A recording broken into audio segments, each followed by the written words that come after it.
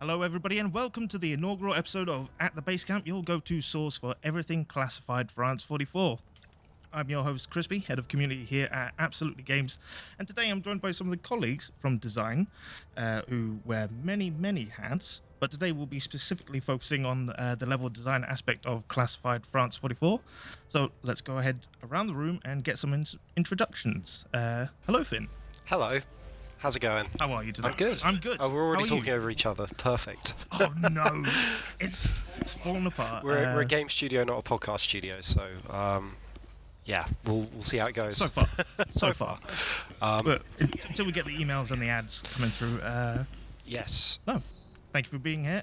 I'm also got Jim on the line. How are you, Jim? Oh yeah, I'm doing good. You? Even better now. Even better than when Finn asked me. And finally, we are joined by Kieran. How are you, Kieran? Hi, I'm good, thanks. How is everybody? Wonderful. I'm doing terrible actually now. Well, that's just a shame. We'll see if we can brighten your day up. Well, there's one way that you could brighten it up, and it's let me know the ins and outs of the level design on Classified France 44. So, for anyone who magically might have just ended up here on this podcast who knows nothing about Classified France 44, but somehow you've ended up here, Classified France 44 is a turn-based tactical game, very similar to games like XCOM, but we are focused on the real and historical aspects of World War II, specifically leading up to D-Day. So, let's get into it and begin with our first question. What is sort of all of your design philosophies when creating levels for a turn-based tactics game like Classified France 44, and do things like the setting of World War II and incorporating the French Resistance, etc. Does that impact your design philosophies? Shall I start, or I don't know. Do you want to Feel free to roundtable this, jump in. or?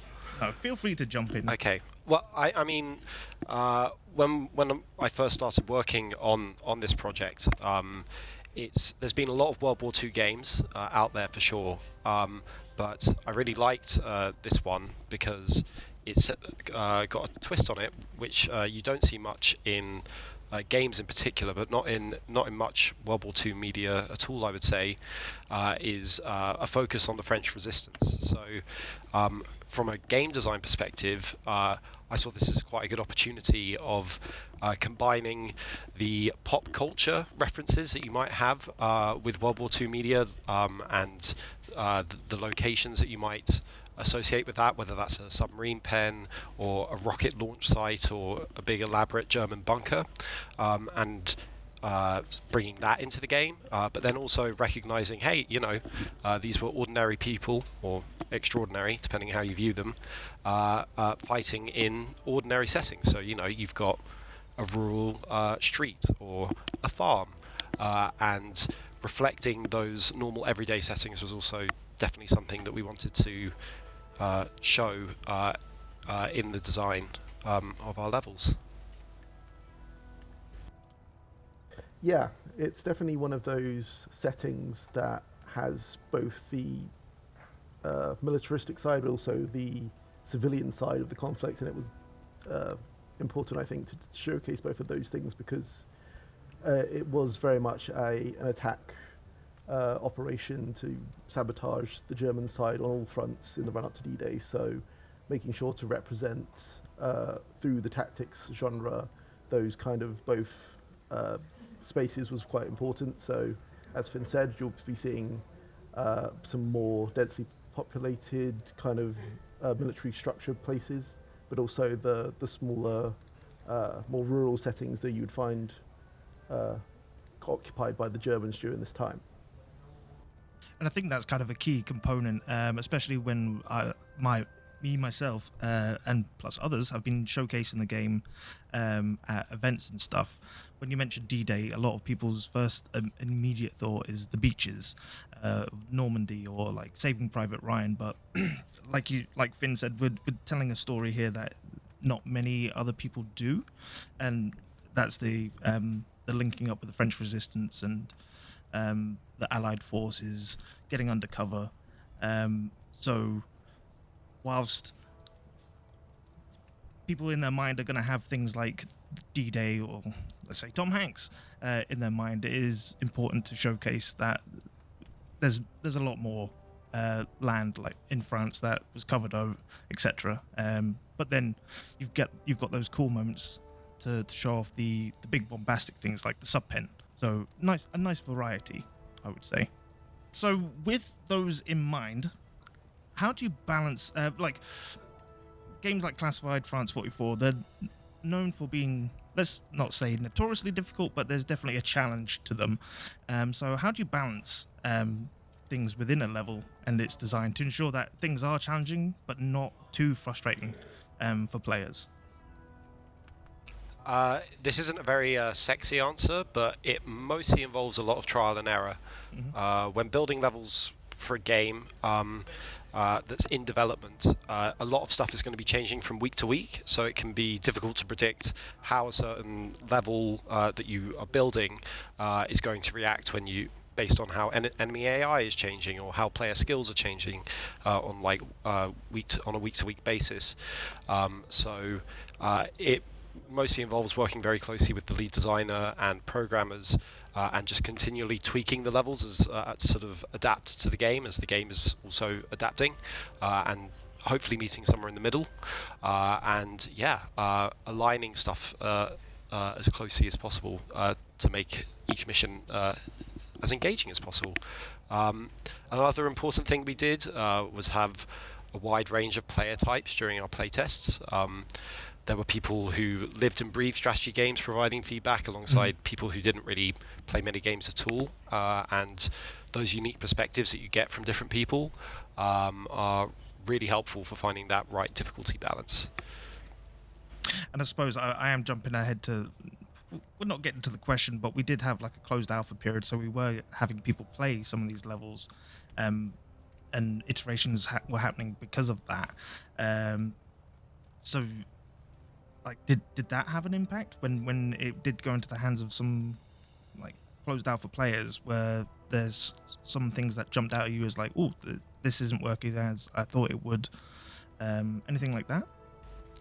100%. Yeah. I mean, there's as soon as you open it up to a wider community like that, the range of stuff that you're going to get, you're just going to get a lot more stuff, and because of that, there's going to be really small things that would normally be hard to find that you're able to find a lot more easily. I remember everything from barrel placement to the combination of enemies being commented on, which even if you have people coming into the office and playing, you're just never really going to get that sort of small detail stuff with a small amount of people. And then I think there's also some benefit in the anonymity that comes with sort of going from the wider internet. Everyone in the Discord has been very friendly, of course, but I think if you're sat next to someone whilst they're playtesting, they tend to be a bit nicer and a bit more tentative in criticism. So you get to the stuff that you really want to hear a bit quicker, I find, from online feedback. So that was super helpful as well. Yeah, it's definitely a game of course correction. Lots can change over the course of development, and there are subsequent adjustments that happen as a result of that. So there are missions that used to be a lot harder that are now not so, and vice versa, depending on what the community has come back to us with and like the values we've been playing with, to like make sure that sense of challenge is there, but it's also not too overwhelming. It is meant to be overwhelming to a degree, because obviously the idea is that the Jedburgh group are fighting an overwhelming German army, so there's never a sense of it trying to be a steam war. We want that challenge to be there, but it is obviously trying to find that balance between realism and the fun play style that we want players to be able to experience. Yeah, just to echo what my colleague said, I mean, it's balancing wise, it's playtest. The amount of value that we get out of the data that we can glean from people who aren't used to the project, including those in the closed alpha, is just, it helps so much. It's so unbelievable. like my colleague said, there are things that we had to change that we didn't even predict, because when you're working on a title for 8 hours a day, 5 days a week for literally years, you get so lost in the source that you're working on something, and even if you're trying to play blind or as blind as you can, or even if you're playing your colleagues' levels, there's going to be things that you're just so used to that new players will just not be, and it's going to provide them with potentially a very different gameplay experience. So getting all that data back from people was just, it was invaluable. It allowed us to, when we were targeting our core audience, and as well as, like Finn said, a range of people, from the most hardcore to the most novice tactics players. It allowed us that insight of, how do these people of varying skill levels react to certain things, as well as, revealing to us certain things like, oh, in this scenario, how we started the camera angle and how the art even presented itself actually ended up influencing someone to go down a path we weren't expecting, that none of us were taking because perhaps we just knew the level too well. So for me, it's just all about playtesting and absolutely listening to player feedback, conscious and unconscious, because we were accepting written responses from people, etc. But we also found a lot of value in any recorded gameplay sessions, just seeing what players were actively doing as opposed to what they were just saying to us. Yeah, and I definitely get what you mean. When us as developers, we definitely get some tunnel vision of this is what we expect, how we expect things to go. But then you put the game in front of people and record them who aren't used to the game, and they do certain things, and you're like, oh, or they don't notice. Perhaps it's a different thing entirely, but they don't notice certain aspects of the UI, etc. And it really comes out when you do start getting it into the hands of people who aren't overly familiar, versus us who we look at this every day, 5 days a week. So yes, we kind of answered a question that comes later on, so we'll skip that when we get to it. But it's good to know that there's varying levels of sort of information coming in from those, as Finn said, who are top tier tactics players through and through, to those who may not be tactics players, but they enjoy the subject matter, let's say, and you're going to get those mix of responses coming in.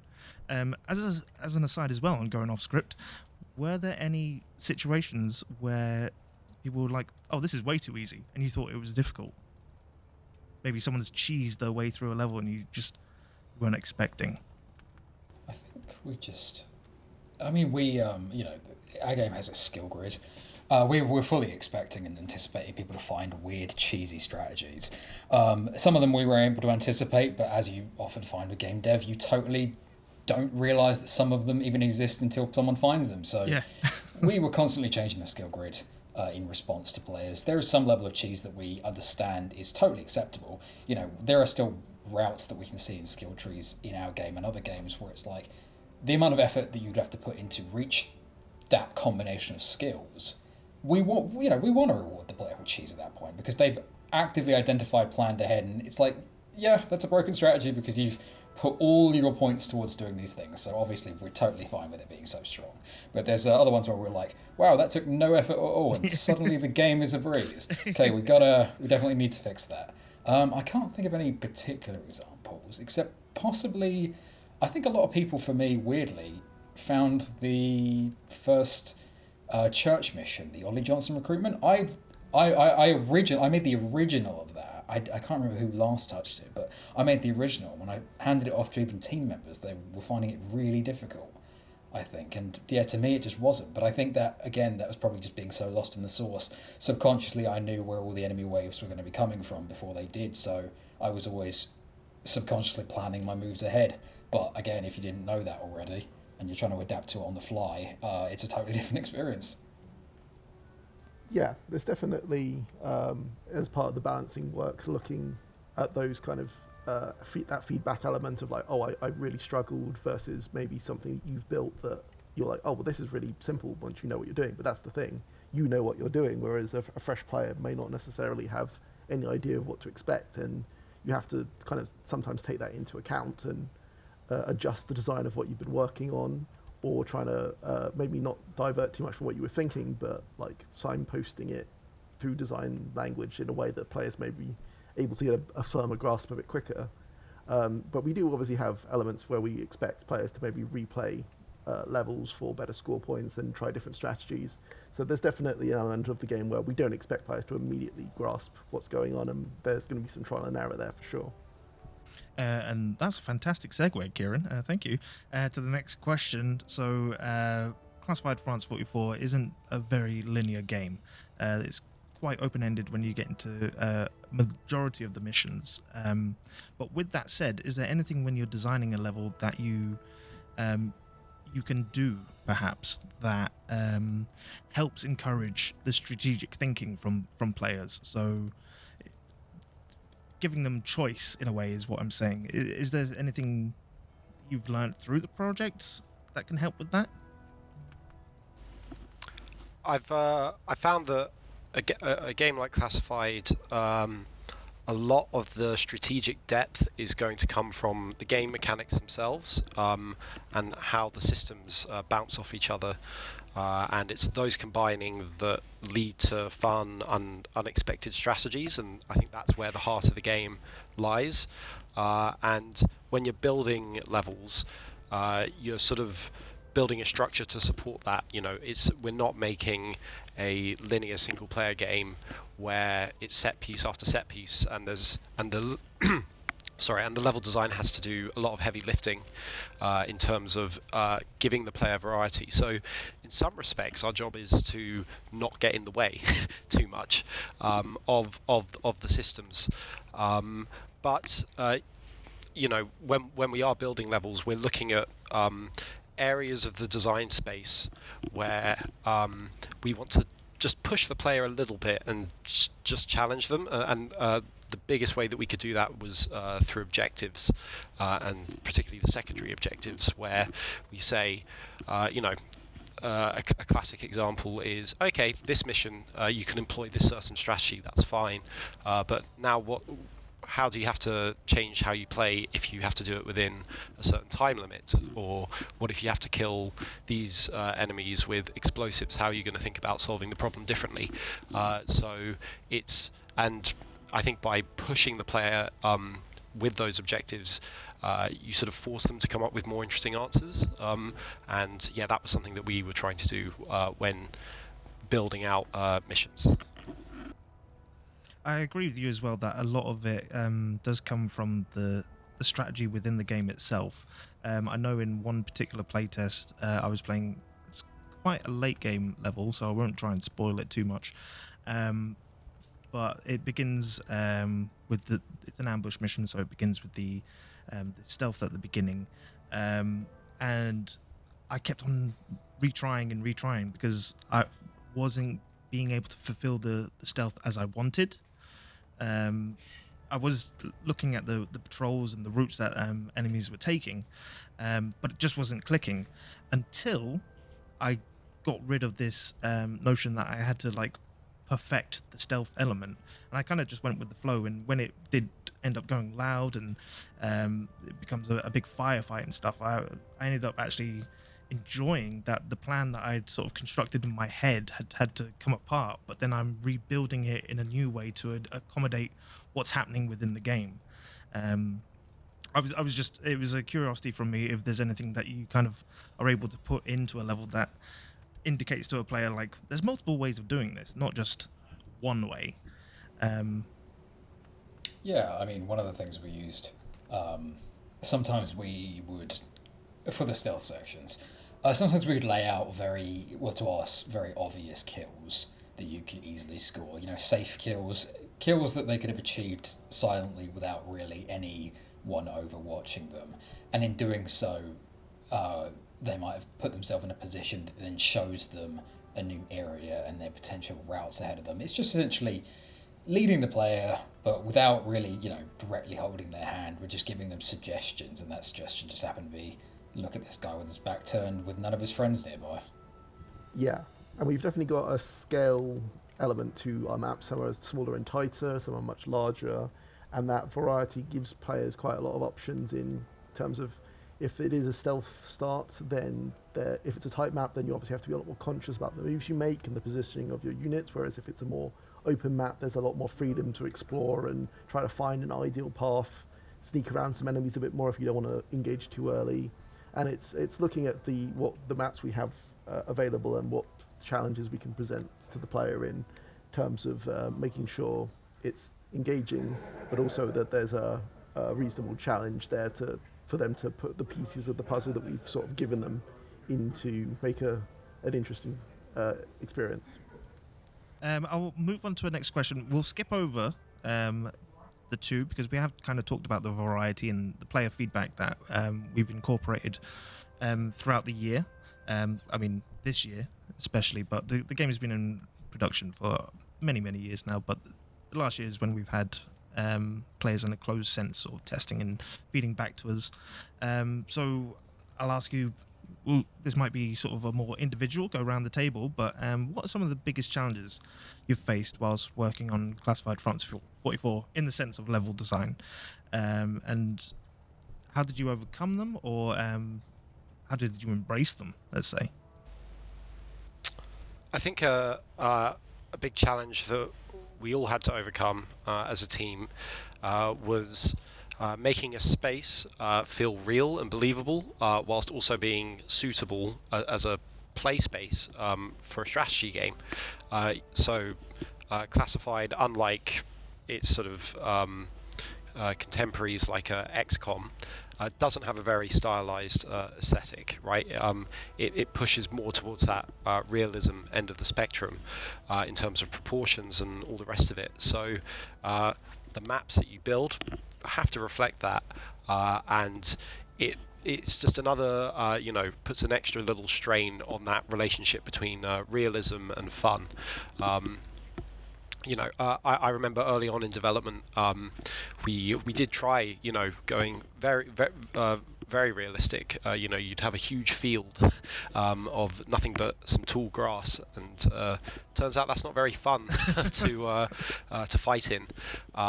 So it was about just, it comes with time, comes with experience, it comes with iteration, finding, okay, if I put a crate in the middle of this road, is that going to look too odd? And trying to find the right balance of that, because again, if you've just got a big empty road with not a lot on it, it can be difficult to fight on, and I think that sort of evolved as we went on into the project, as we were coming up with concepts for different types of maps.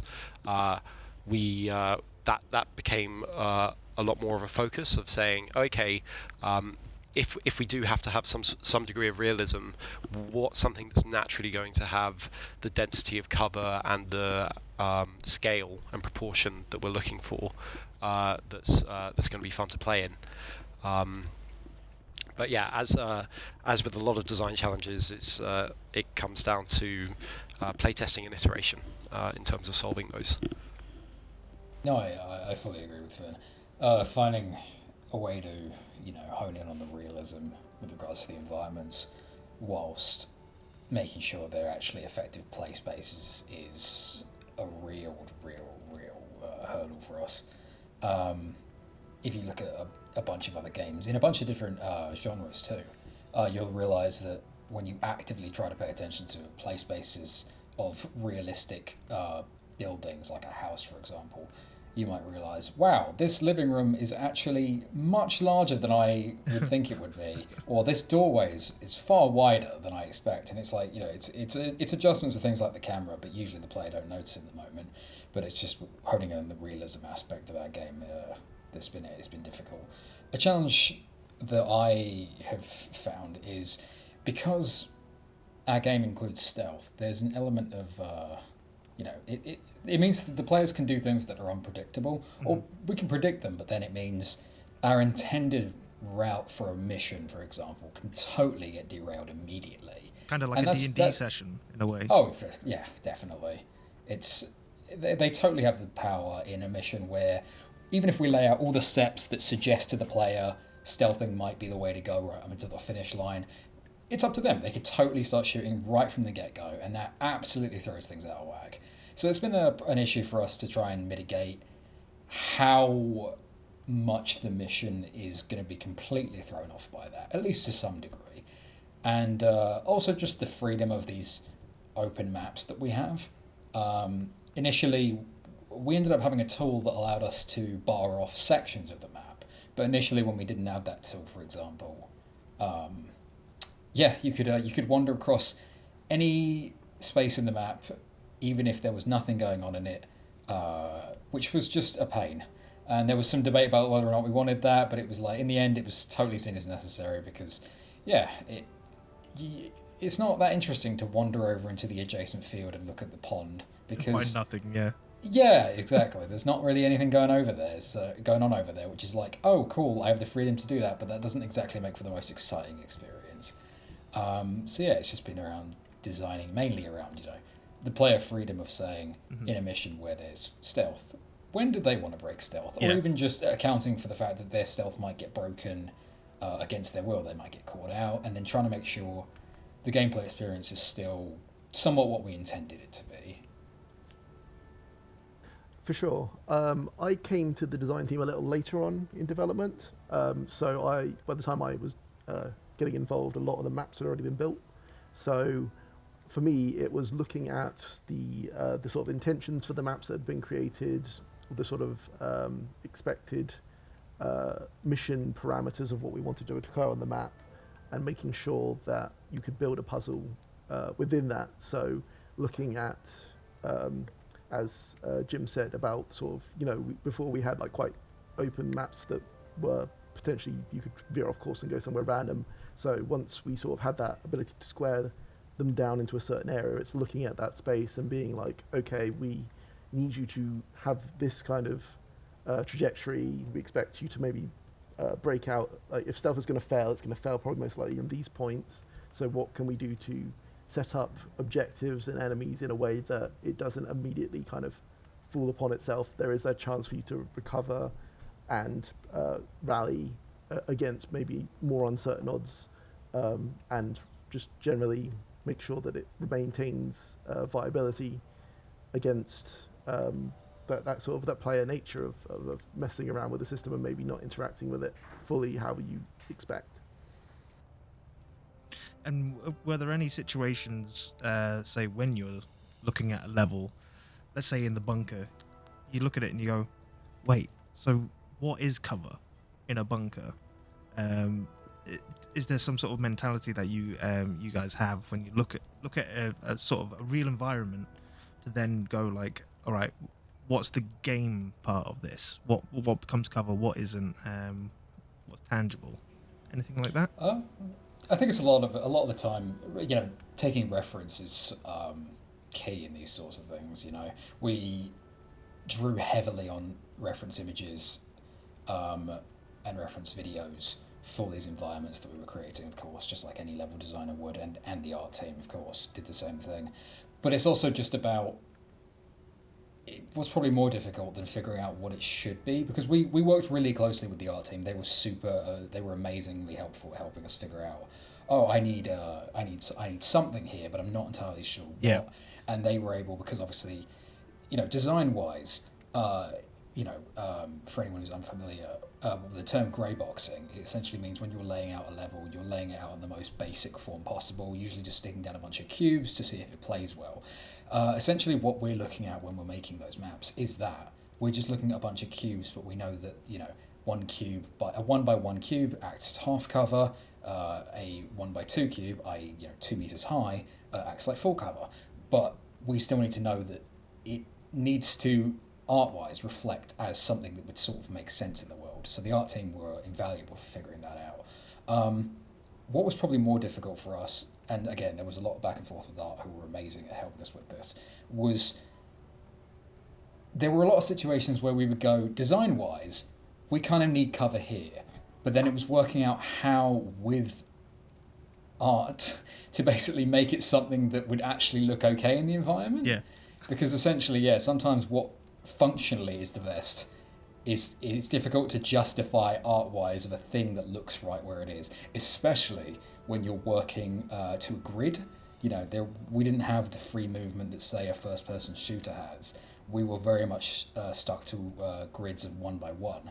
So objects were constrained a lot, and that meant even art-wise, you couldn't have things poking out of those grid cells that they occupy too much, because then the player's eyes wouldn't be able to recognise where cover actually is or isn't, because they can't physically see this grid until they're starting to move and stuff.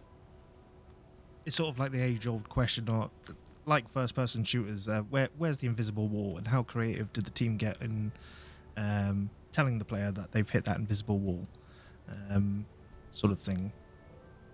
Yeah, it can be. There are we literally have some invisible walls in our level. We have a bunch of walls that we've tried to signal to the player this is outside of the play space. And how we often did that hilariously is because we had the constraint of being tied to this this grid. We actually tried to take that constraint and use it as an advantage. Often the out of play space areas, there are objects scattered around more freely, and even if the player doesn't consciously recognize it, they'll hopefully be able to see unconsciously that, oh, that's outside the play space, because those objects that are out there aren't so constrained to this invisible grid. They're strewn about freely. So in their mind, it's like, oh, well, that wouldn't make sense as, how would my character move through that environment? Therefore, that's not a playable space that I can enter. Excellent. Well, thank you for your answers, guys.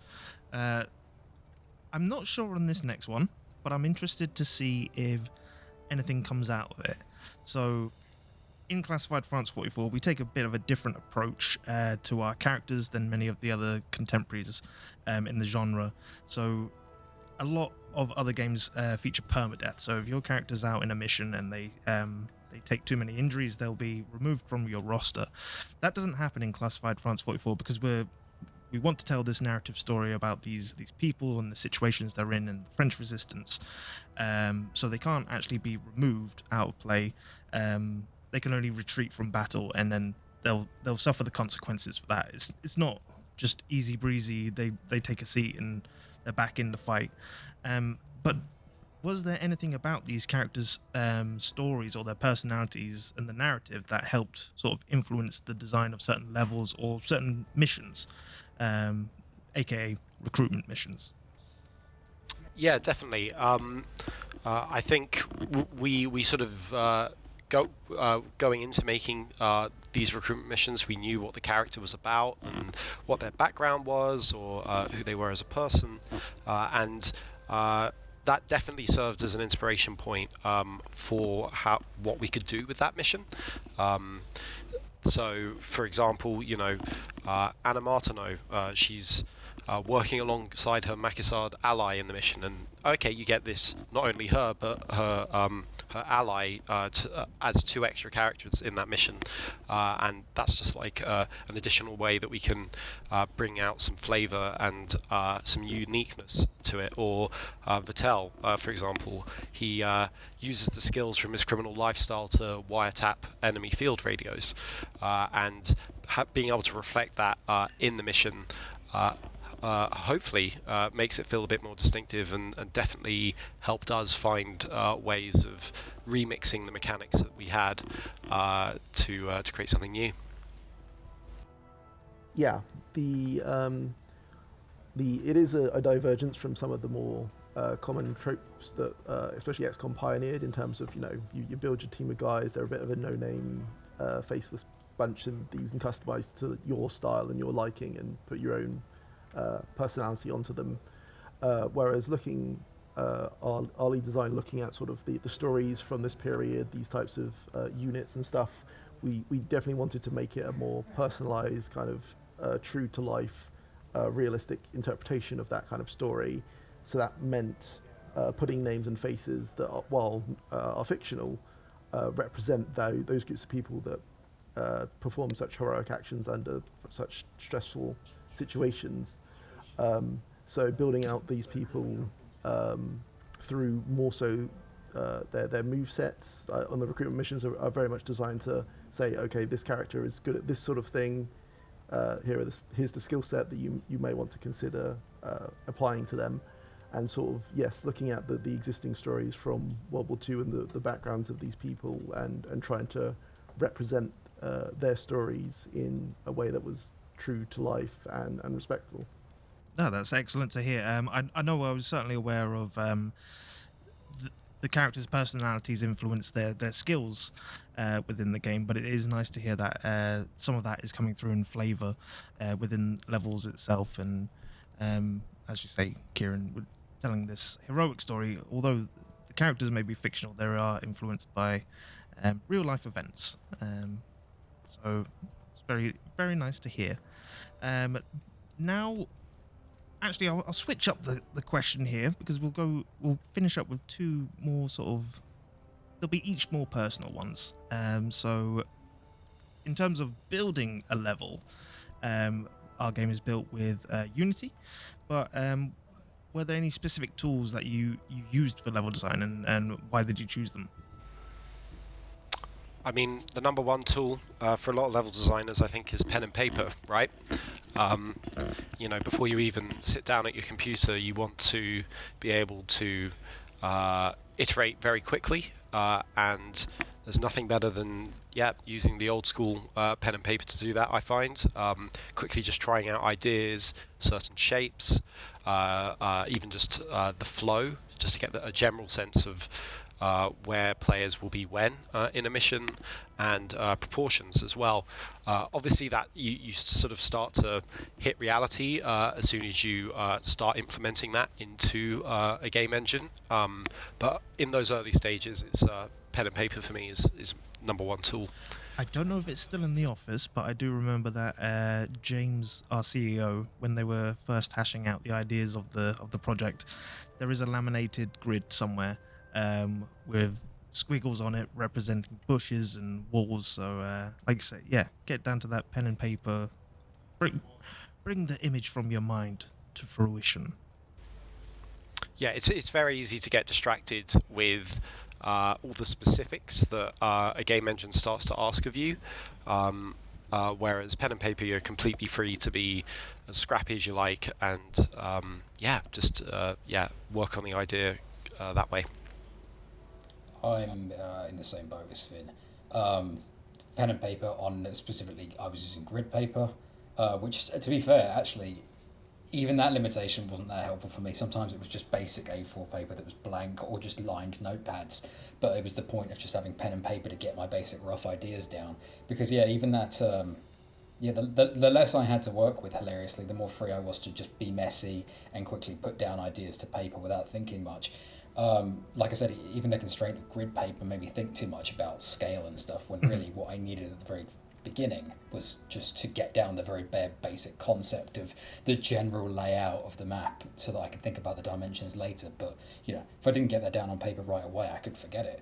I often find that the more tools I have at my disposal in an early stage of something, the more difficult it becomes early on to actually just get something down. Or even using, I was using, so I'm sure people listening, a lot of them might know, there's a free open source program, GIMP. It's essentially like hot MS Paint.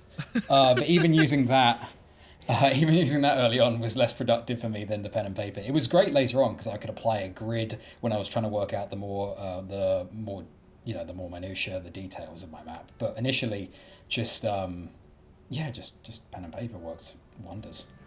And you run into less exceptions, I imagine. Yeah, absolutely. And like I said, it's that whole constraints thing. I don't need to be asked what kind of brush type I want to be using and what size of it, when I just need a pencil and some paper to draw on. Anything specific from yourself, Kieran? Well, as I mentioned, I wasn't too involved in the map process, but Sure, yeah.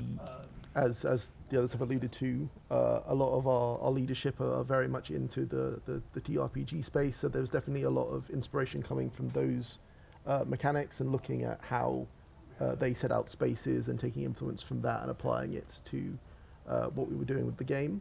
So it's starting very basic, very simple, making sure that the core concept is good, and then building up from there. So, anything else actually before I move on? I'll take that as a no. We'll cut this. Right. So now we'll get into this. This is the chance for you guys to show off your design knowledge, let's say, or how much how big a fanboy you are of certain designers, let's say. Have there been any games or specific level designers out there that influence your approach or how you tackle certain things? I know for me, I'm not a designer, but the one thing that always comes to mind is the power of three from Miyamoto. You see it in all types of games. If you get a player to do something 3 times, it's more likely to stick within their mind than if you just one and done it. So is there anything that you guys may not even be level design, might just be what gets your juices flowing? I do. I've got some answers. I mean, obviously, anyone working this genre is going to be very indebted to Julian Gollop for the original XCOM, and then Jake Solomon and the Firaxis team's work on the XCOM reboot in 2012. They're sort of the if we had what is it, the Faces of Stone. Oh my God, what's the term? Mount Rushmore. They would be on the Mount Rushmore of tactics games, right? These guys. Sorry, I was going to say Faces of Easter Stone. Island, but Not quite the same. I mean, thing, you but, are technically correct. But studying those games and drawing influence from them is, I think, quite apparent when you play the game, and hopefully we've done them justice, and we've brought something new to their work, and are standing on their giant shoulders. But while less prominent, I'd like to think this is present in the game to a certain degree, but I'm definitely influenced by the work of Looking Glass and Iron Storm, and those lineage of games, the immersive sim genre. It'd be wrong to call Classified an immersive sim, really, but at least in the sense of them trying to give you a space and a level that feels cohesive and allows you to approach it in a number of different ways. That's definitely something that I had in the back of my mind when making levels. But they're 2 very different games, so you sort of have to go down different design paths ultimately. But yeah, that was definitely an influence for me. I just remembered a interesting bit of trivia. So I guess do you want that, Krispy, or is it too trivia off topic? time with Jim. Let's go. Anyone who's listening to this, I guess you'll be privy to this to this piece of weird trivia about the game's development. But early on, now I don't believe it's in. I don't believe it's an AI tactic / behavior anymore. But we used to have that. It might still be. I can't remember off the top of my head. AI used to go and try and call radios in certain situations.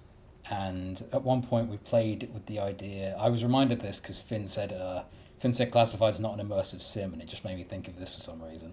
At one point early in development, we had you could sabotage radios, and we had we had this concept where if you sabotaged a radio and then an enemy ran over to it, only to try to use it, and it would not work, that he would take a massive morale damage. He would take a lot of morale damage and possibly pee his pants, which I thought was very funny. I'm kind of upset we never got that. For a second, I thought you were going to say the enemy goes over to the radio and then it starts to rickroll him. But that would be far worse, and also I don't know how much it would cost to license that, but God. Design-wise, I mean, there's so many influences. You can be influenced by so many, games, designers. Obviously, we drew a lot of inspiration from other games of our similar genre. And sometimes we drew inspiration in a sort of contrasting way. It was finding things we didn't like and go, well, we don't want to do that. We think this doesn't work for X, Y, or Z reason.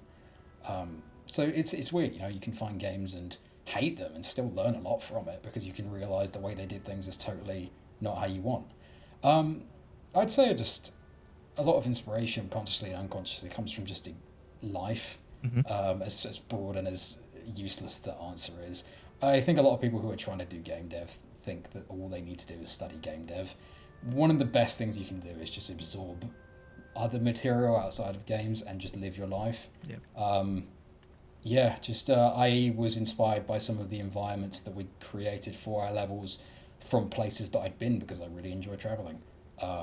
So I wouldn't have known about those if it weren't for being there, then going and finding those places that I'd been on Google, finding those reference images to make those maps. So just experience different things if you wanted to create something, because inspiration can come from all kinds of places. I agree that what you said though, game design wise, rule of 3 is always a good one. I don't know why the number 3 works so well, but it seems like throughout history it's just been our magic number. Well, don't tell Bennett Foddy that. He won't be very happy with you. Yeah, Jim's basically saying get out your basement, sweaty nerds, experience the world, and you can make great games. Yeah, stop looking at a screen. If there's anything you can take away from this podcast, it's please touch grass. Please. Inspiration comes from all sorts of interesting places. Design-wise, rule of 3 is a good one. Don't treat your player like an idiot, because they will feel like you're treating them like a moron. Your player is not an idiot, and if they fail to grasp something, it's probably not their fault. It's probably your fault for not doing it right. So, treat your players with respect. Rule of 3. For God's sake, don't forget it's a game. And what I mean by that is, respect people's time. People don't have to sit down and play your game if it's not engaging in some sort of way. And I'm not saying, there's plenty of games out there that weirdly, I wouldn't say are fun, but they are engaging, and that's still worthwhile use of my time. Build something that's engaging, never lose sight of that, and keep asking yourself, why is this something that's going to keep people playing? Because people don't have unlimited free time. Consider that. What? I think I can put Jim as one of my inspirations now. After all that advice. More microtransactions. Right, cut that. Anything from your side, Kieran? I mean, I think Fynn and Jim have covered quite a lot of the ground. There's lots of stuff that came before us in the tactics genre that has informed what does and doesn't work, and the sort of standards you need to set yourself to.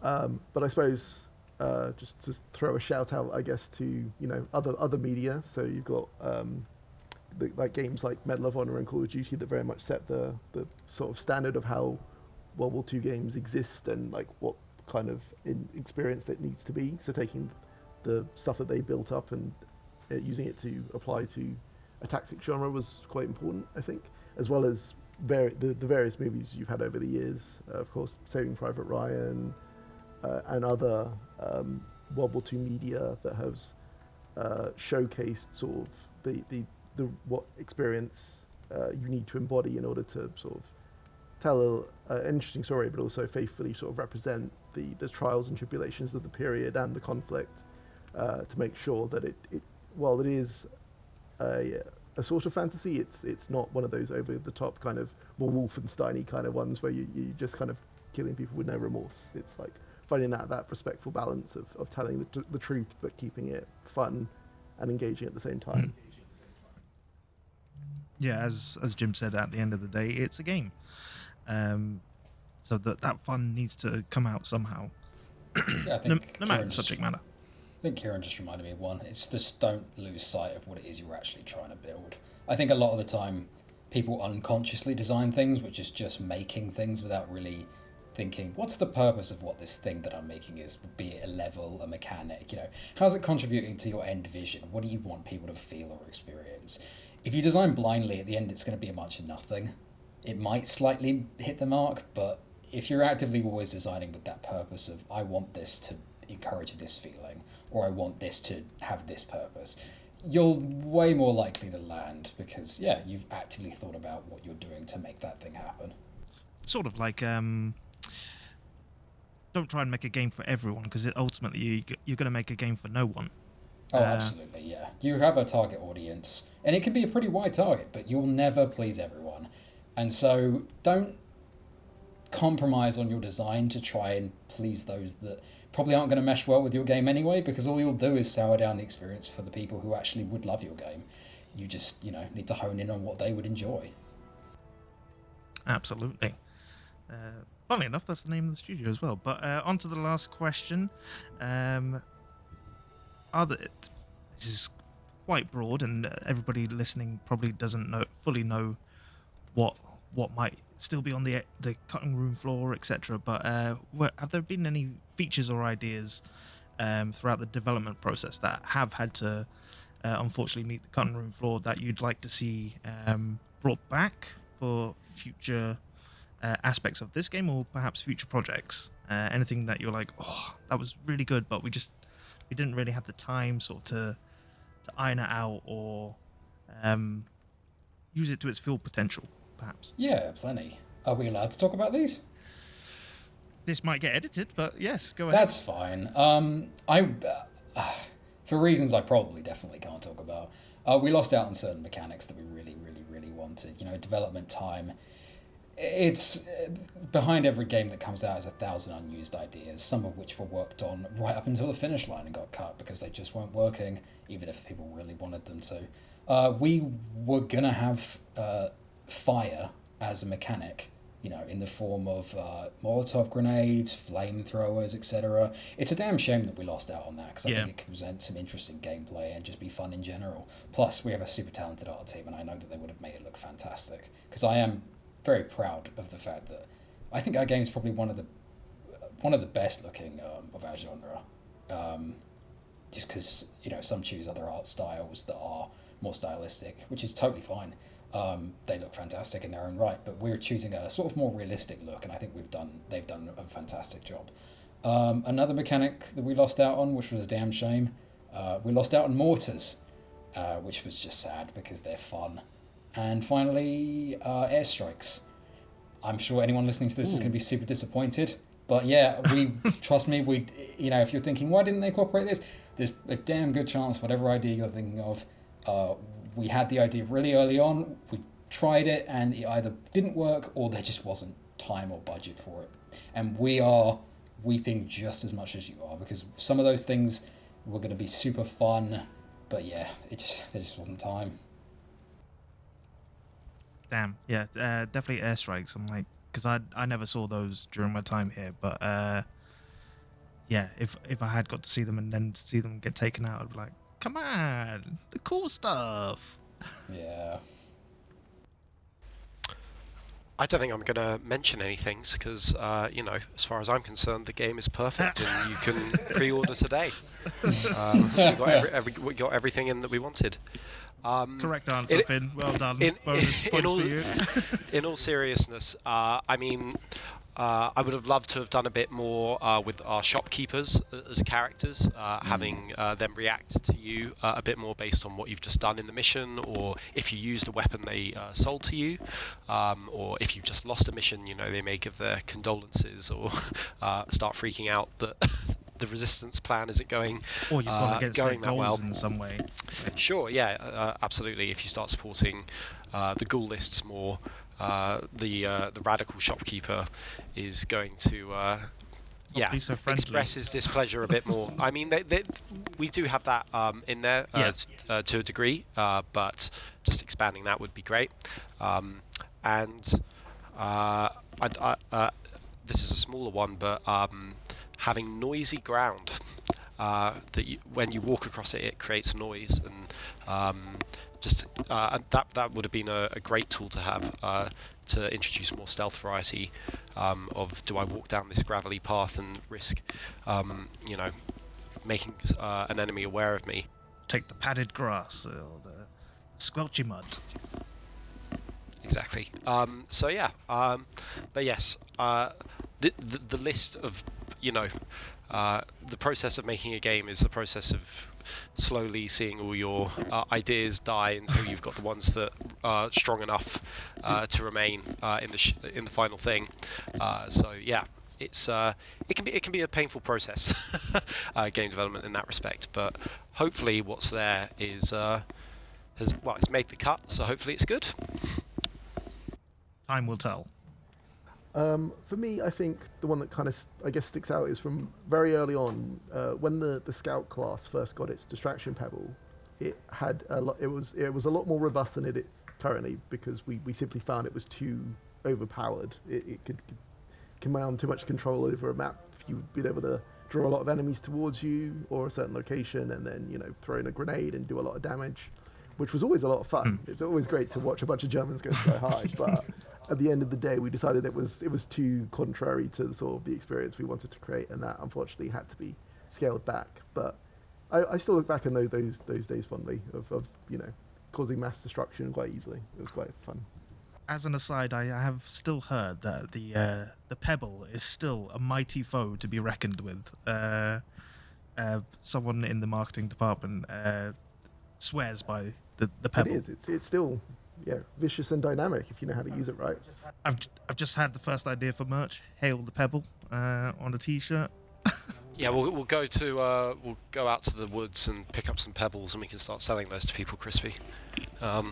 These are official, authentic, classified pebbles. This is an authentic classified It's pebble. very difficult to do the whole team signing a pebble, though. We just get a Very boulder. small handwriting. What is a boulder but a very large pebble? The shipping cost is going to be terrible for that, but Nah, come collect. We just need to find a shipping company that does by number of items, not weight. Alrighty, and now we'll go into our next segment, emails. No, I'm kidding, we don't have emails because this is episode 0. So I just want to say thank you to Fynn, Jim, and Kieran for joining me today for the debut episode. We'll see how this goes. I'm not going to put any fine line on when the next one will be, but we'll be back in the future with probably a different discipline, perhaps. Let us know. Hit us up on the socials at Play Classified. Send us any questions you might have, and that'll be it for today. Thank you, gentlemen, for joining me. Thank you for having Cheers. us. thank you. And until next time, Every shot counts. There you go. there you go. We got it. Bye for now.